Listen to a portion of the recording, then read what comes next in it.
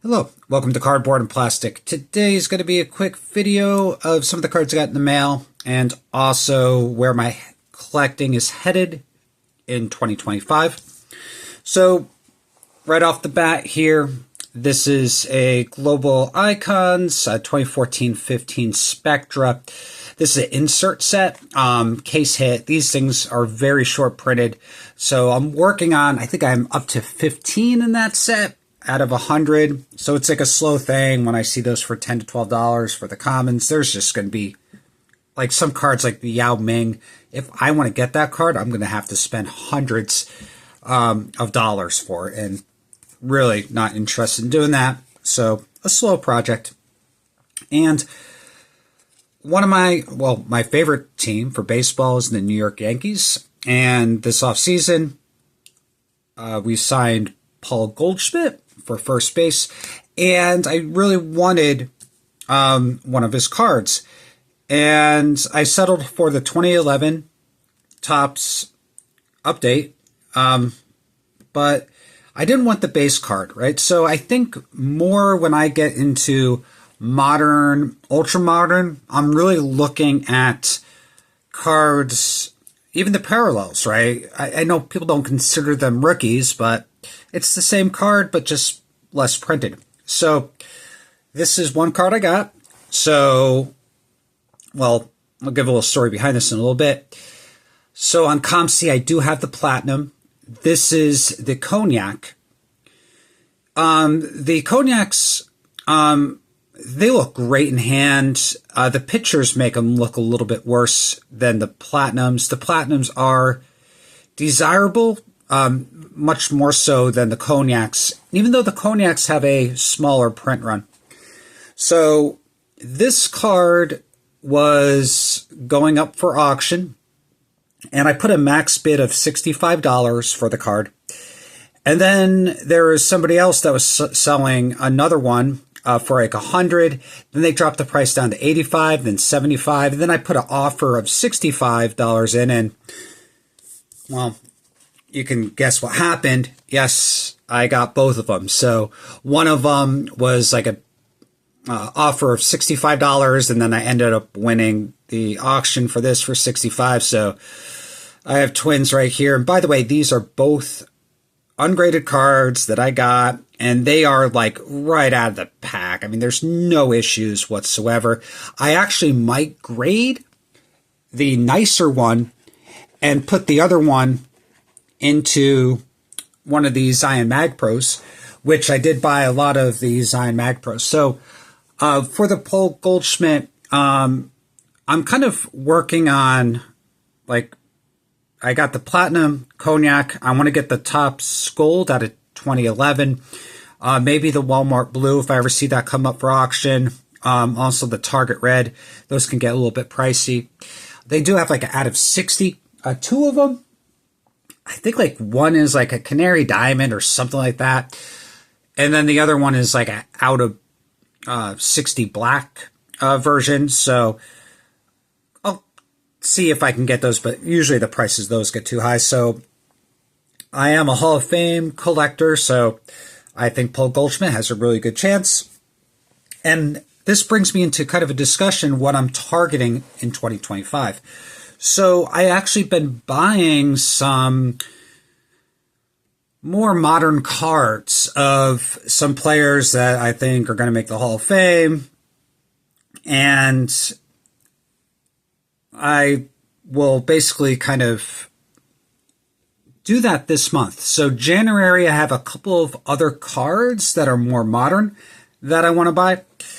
And then I set February aside for buying a Mickey Mantle. So I do not have any more Mickey Mantles. I got rid of the ones I had. I was not happy with them. I had a beautiful 1963 Topps but had paper loss in the back. It was perfectly centered, but the paper loss drove me crazy, and it was over the stats. So in the comments below, so February, I'm going to dedicate and I'm going to sell cards, and I want to spend between $500 to $800 on a Mickey Mantle.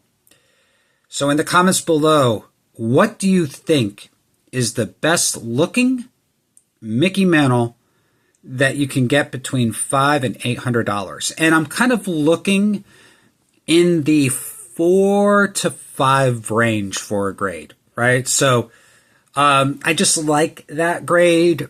Like a 2 to 3, there's going to be creasing, there's going to be issues that may bother me. So really between like the 4 and the 5 grades, I mean, there might be even a crease in a 4, but usually typically it's like away from the face. So in the comments below, the best Mickey Mantle playing days card, no All-Stars, base card,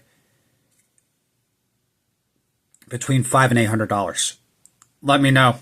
I have a couple of ideas I'm working. I really do miss the 1963, so maybe I'll pick up one of those.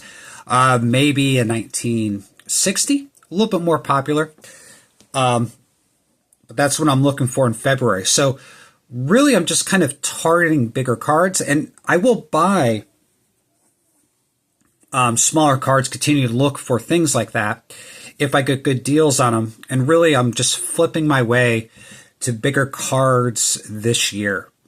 So this month for January, I got some modern. And in the comments below, if you can figure out what are some of the modern cards I'm looking for.